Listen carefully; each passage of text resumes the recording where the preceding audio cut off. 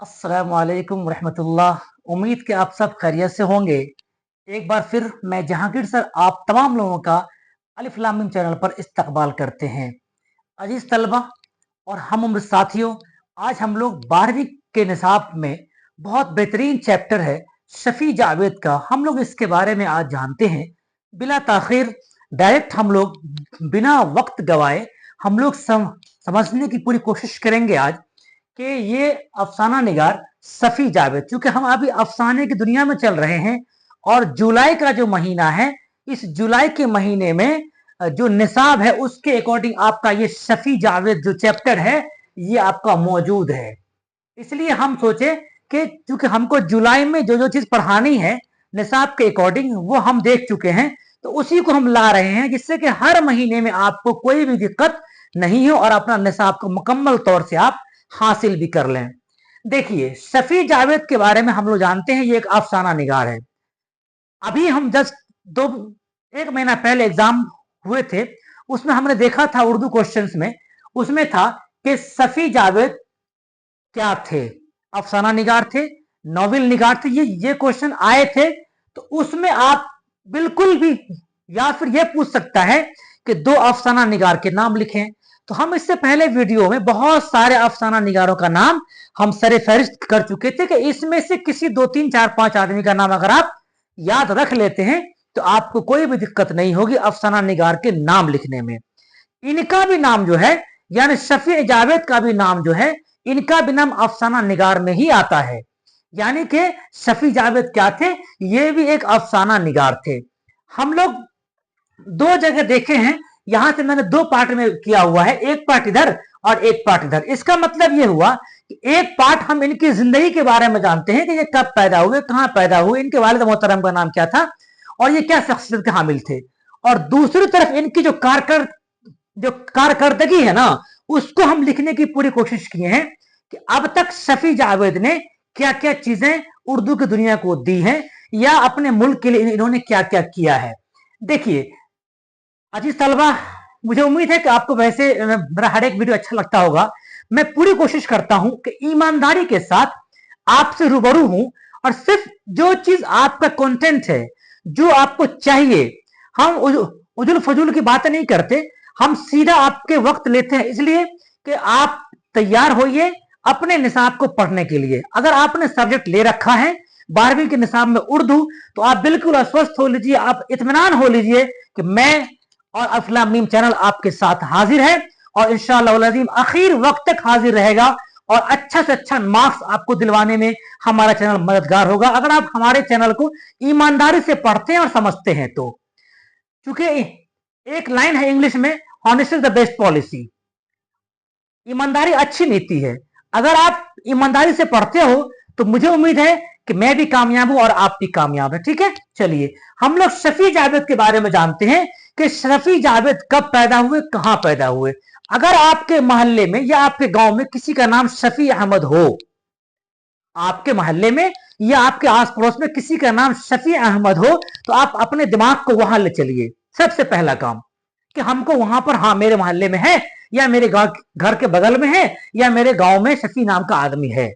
ठीक है, आप देखिए, आप जब वहां ले गए अपने जहन को आप दौड़ा करके, आप ये यूं समझिए कि वो आदमी जिसके बारे में हम बात करें शफी, चूंकि होता क्या है ना कि अक्सर और बेशतर लोग इतना ज्यादा डेट ऑफ बर्थ है, पहले सब बर्थ है, कि लोग भूल जाते हैं कि कहाँ है। कंफ्यूजन ही कंफ्यूजन रहता है कि ये मुजफ्फरपुर में पैदा हुए या पटना में पैदा हुए, दिल्ली में पैदा हुए। तो इसलिए आपको मैं कह रहा हूं कि याद करने के लिए कि आपको वहां ले चलना है जहां आपके आसपास में कोई आदमी इस नाम का आदमी हो। अब जब वहां आप ले गए तो शफी जावेद के बारे में हम पहले जानते हैं कि ये कब पैदा हुए। 4 जुलाई 1935 को मुजफ्फरपुर में, कहा हुए, मुजफ्फरपुर में, यानी 4 जुलाई 1935 1935 में कहां पैदा हुए, मुजफ्फरपुर में पैदा हुए। कौन पैदा हुए, शफी जावेद। इसका मतलब क्लियर हो गया कि जो जिसका नाम आपने शफी अहमद जाना है आपके मोहल्ले में, उस आदमी की पैदाइश कहां है, मुजफ्फरपुर में है। ऐसा नहीं कहिएगा जाकर के उनके पास कि आप कहां पैदा हुए थे, नहीं, मरबो करेगा आपको। ठीक है जी, तो 4 जुलाई 1935 को कहां पैदा हुए, मुजफ्फरपुर में। कौन? शफी जावेद। याद रहेगा कब? कौन? 4 जुलाई को। अभी जुलाई का महीना चल ही रहा है जी। 4 जुलाई 1935 1935 को कहां पैदा हुए थे? मुजफ्फरपुर में। कौन? शफी जावेद साहब की पैदाइश हुई है। अब इनका असल नाम, अब इससे आप अंदाजा लगा लिए होंगे कि आपके मोहल्ले में किसी आदमी का नाम शफी अहमद है, तो अब आप उनको, आप जब भी उनका नाम आएगा ना, तो बहुत आसान तरीके से आपको याद हो जाएगा। जब भी नाम आएगा शफी अहमद साहब का, तो आपका दिमाग ऑटोमेटिकली वहां चला जाएगा, अच्छा वो शफी अहमद साहब, अरे 1935 में पैदा हुए थे मुजफ्फरपुर में जी। वो डेफिनेटली याद आ जाएगा आपको। इसलिए मैं कहता हूं आपको याद रख लीजिए, मोहल्ले में किसी आदमी का नाम अगर है शफी अहमद तो उसके बाद है, इनका असल नाम था शफीउद्दीन, यानी कि शफी अहमद साहब का असल नाम क्या था? सैयद शफीउद्दीन। क्या नाम था? सैयद शफीउद्दीन। किसका नाम? बोलिए एक बार मेरे साथ, तब आपको मैंने कहा ना याद कराना मेरी जिम्मेदारी है, बस बने रहिए आप, ठीक है? क्या? सैयद मोहम्मद शफीउद्दीन साहब, उनका असल नाम था। किनका? शफी जावेद का असल नाम क्या था? क्वेश्चन आता है कभी कभी कि शफी जावेद साहब का असल नाम क्या था, तो सैयद शफीउद्दीन नाम था। क्या नाम था? सैयद शफीउद्दीन नाम था। किनका? शफी जावेद साहब का। इनके बारे में आता है कि ये पटना यूनिवर्सिटी से एमए किया। किसमें? समाजियात में। याद रख लीजिए इसको, किसमें किया था इन्होंने? समाजियात में। ये क्वेश्चन से पूछता है और बच्चे कंफ्यूज कर जाते हैं कि अरे मुझे तो मालूम ही नहीं है कि माशियात में थे या समाजियात में थे। नहीं, इसलिए याद रखिए इसको कि शफी जावेद साहब जो हैं वो समाजियात में एमए थे। कहां? पटना यूनिवर्सिटी से। किस यूनिवर्सिटी से? पटना। जिस शफी साहब के बारे में आप बात कर रहे हैं, आपके मोहल्ले में है, उनके बारे में हम बोल रहे हैं आपको कि वो शफी जावेद साहब कब? 1935 में पैदा हुए। कहां? मुजफ्फरपुर में। उनका नाम सैयद शफीउद्दीन साहब था और इनके बारे में आता है कि ये एमए किसमें? समाजियात सब्जेक्ट में किया था इन्होंने। कहां से? पटना यूनिवर्सिटी। याद रहेगा ना जी। चलिए आगे बढ़ते हैं। इनका घर का माहौल अदबी था। इसका मतलब यह हुआ कि इनसे पहले भी जो लोग थे वो खानदानी लोग थे, वो इल्म की दुनिया में जीते जागते थे, वो लोग जाहिलाना अंदाज नहीं था उनका जी। इसलिए कहा गया है, और किताबी दुनिया में थे ये लोग। असल में है कि किताबी दुनिया में थे, इल्म से प्यार था, है ना? तो क्या था? घर का माहौल बिल्कुल अदबी था। किनका? कभी कभी ये भी पूछ देगा आपको कि शफी जावेद साहब के घर का माहौल कैसा था जी।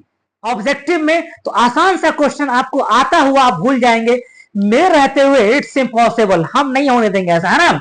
छोटा से छोटी चीज जो भी आपके किताब में है, आपके निसाब में हम ला करके आपके सामने में पटक देंगे, रख देंगे और याद करा देंगे हम। याद रखिए इसको, इस चैप्टर से क्वेश्चन आएगा और लड़ेगा और टकराएगा और आप बनाइएगा नहीं, ये कभी नहीं होने देंगे। याद कराना मेरी जिम्मेदारी। अगर इसमें से एक क्वेश्चन आ गया और नहीं बना पाए तो मैं उसके मुजरिम हूं। बस ईमानदारी से मेरे साथ आप बने रहिए। चलिए उसके बाद है कुछ जो इन्होंने कारकर्दगी की ना, तो बिहार गवर्नमेंट ने और इंडिया गवर्नमेंट ने भी इनाम से नवाजा। ठीक है, कौन सा? देखिए, बिहार उर्दू एकेडमी, बिहार उर्दू एकेडमी ने भी इनको क्या किया? एजाजात से नवाजा, है ना, इनाम दिया। और all India Mir academy Lucknow, ये दो एकेडमी ने जो है इनको क्या किया? शफी जावेद साहब को एजाज से नवाजा था। बहुत बड़ी हस्ती थी भाई ये जी। हाँ, बिहार के डायरेक्टर भी रह चुके हैं ये। कौन? शफी जावेद साहब जी। बहुत बड़े पाए के आदमी, हस्ती है भाई। यूनिक किताब में नाम चला आया है बिहार बोर्ड के 12वीं निसाब में जी। हाँ, तो क्या हुआ? बिहार उर्दू एकेडमी, बिहार उर्दू एकेडमी और all India Mir academy Lucknow, इन दोनों के तरफ से, इन दोनों संस्था के तरफ से किनको? शफी जावेद साहब को एजाजात से नवाजा जा चुका है। क्लियर रहेगा? ये दो आप याद रख लीजिए, बिहार उर्दू एकेडमी और एक all India Mir academy Lucknow, ये दोनों जो है इनको अपना एजाज से नवाजे हुआ है। किनको? शफी जावेद। यही इनकी जो है जिंदगी यहां से यहां तक है। अब हम जानते हैं कि इन्होंने क्या क्या कारकर्दगी की। उर्दू दुनिया को क्या क्या दिया। कौन? सफी जहाज साहब के बारे में। अब देखिए, इनका सबसे पहला अफसाना, अफसाना तो हम लोग पढ़ ही रहे हैं, अफसाना मतलब कहानी है, लेकिन अफसाना के लघवी जो मीनिंग है, झूठी बातें करना। क्लियर? जी हाँ। तो पहला अफसाना, हम पहले अफसाना की बात करते हैं, फिर बात करेंगे अफसानवी मजमूए की। ठीक है, अफसाना कहते हैं एक अफसाना को। ठीक है, देखिए, आट और तंबाकू। अभी तंबाकू खाना बिल्कुल आसान हो गया, लोग लगभग लोग खाते हैं। नहीं, 80% लोग तंबाकू का इस्तेमाल करते हैं, खास के बिहार में। तो आप आसान तरीके से अगर याद रखना हो तो याद रखने के लिए है कि तंबाकू कौन खाते थे भाई, तो ये शफी जावेद साहब खाते थे, है ना। याद, देखिए मैं ऐसे नहीं बोल रहा हूं, मैं याद रखने की गर्ज से बोल रहा हूं कि आपको याद रहेगा कि भाई आट और तंबाकू किसकी लिखी हुई अफसाना है। तो आप कहेंगे अब तो कंफ्यूजन ही कंफ्यूजन है, किसकी है भाई। तो जब आप एक ट्रिक से याद कर लें कि तंबाकू कौन खाते थे, शफी जावेद साहब। ठीक है, तो ये चीज आपको हमेशा के लिए याद रह जाएगा कि शफी जावेद साहब, अच्छा तंबाकू आया है, ओहो शफी जावेद साहब है। एकदम एक बार झटके में आपको याद होगा। ये मैं आपसे कह रहा हूं, आप करके देखना। ये चीज याद करना तो ऐसे याद करना, बहुत आसान तरीके से। आट और तंबाकू, जब भी तंबाकू की बात आएगी, सिर्फ आट तो आएगा नहीं, तंबाकू आना है। तो आट और तंबाकू की बात आएगी तो वहां पे आपका किसका नाम लेंगे आप? शफी जावेद साहब का नाम आपके दिमाग में घूम जाएगा। ये मैं कह रहा हूं आपसे जी। तो ये पहला अफसाना, आट और तंबाकू। अब जब तंबाकू की बारी आई तो आप कह सकते हो सर शफी जावेद, है ना। कहां से? अब देखिए, 1953 में सबसे पहला अफसाना, 1953। कब? 1953 में दरभंगा जिला के महाना, यानी अफक अखबार निकलता था, महाना महीने में एक बार, है ना। महानामा अखबार था एक, अफक, वहां से शाये हुआ था। कौन सा? आट और तंबाकू। ये बहुत इंपॉर्टेंट क्वेश्चन है, और यहां से क्वेश्चन पूछता है बिहार गवर्नमेंट में। जी, बिहार एग्जाम में पूछता है कि शफी जावेद का पहला अफसाना आट और तंबाकू कहां से निकलता था? तो दरभंगा से निकलता था भाई, है ना। और दरभंगा के महानामा अखबार था अफक, यहीं से उनका अखबार, सॉरी, इनका ये अफसाना शाये हुआ था।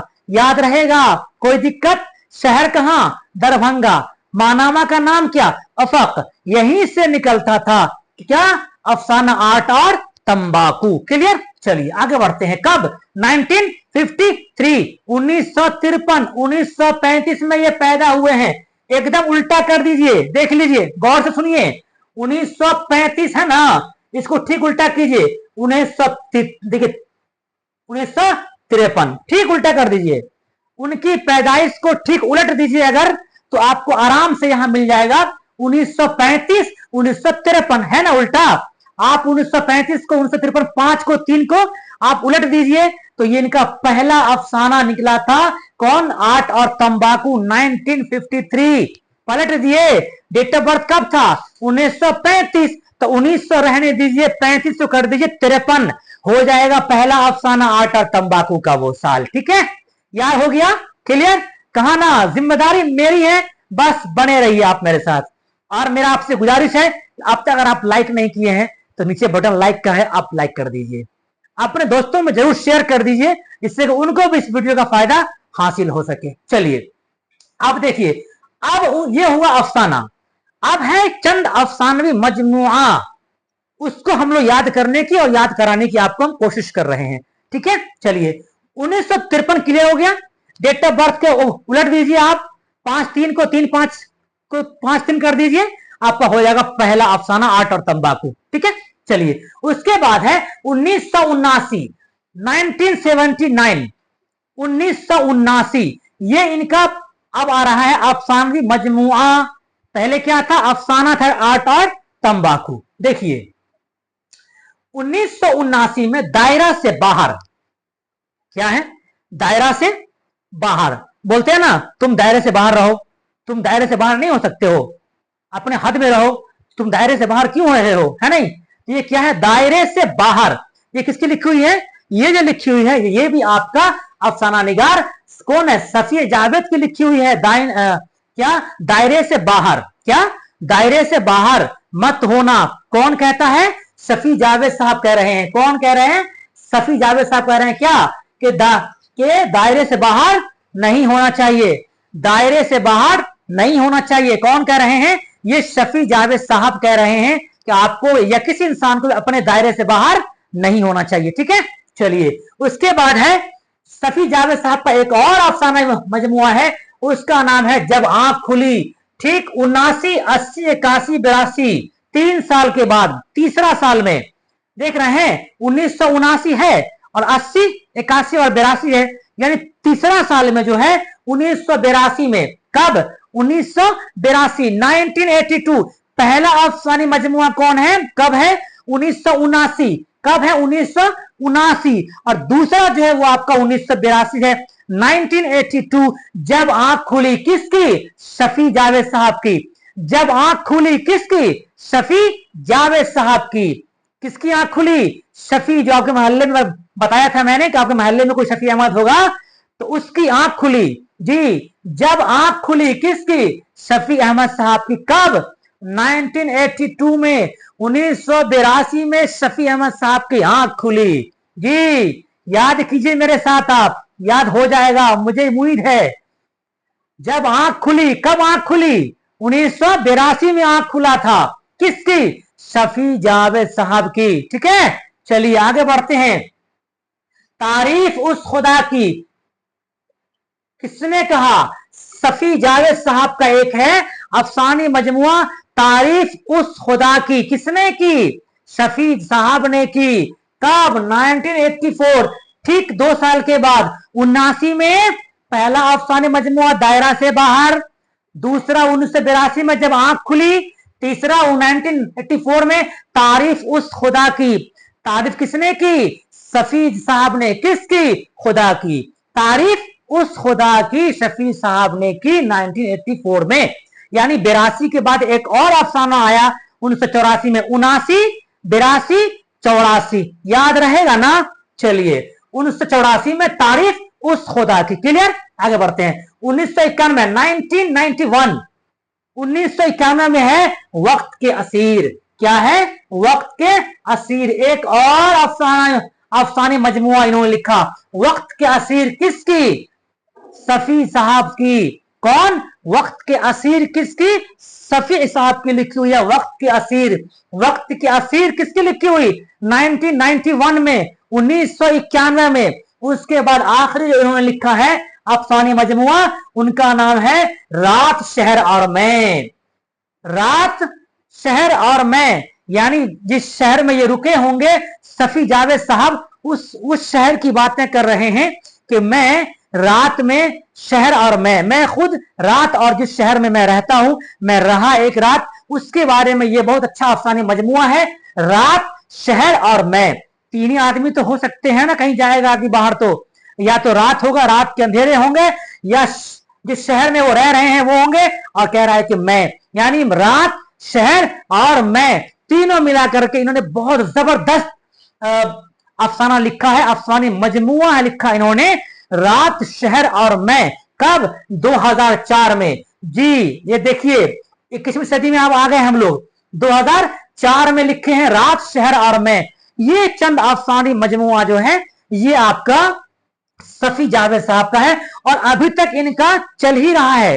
अल्लाह का शुक्र है ये हयात से हैं और अपने काम को बखूबी अंजाम दे रहे हैं। कौन? शफी जावेद साहब जी, बहुत बड़ी हस्ती है, अल्लाह लंबी उम्र दे इनको। ठीक है, ये यही इनका अफसानी मजमुआ है और ये इनका मैंने बताने की आपको कोशिश की है। 1979, 1982, 1984, 1991, 2004।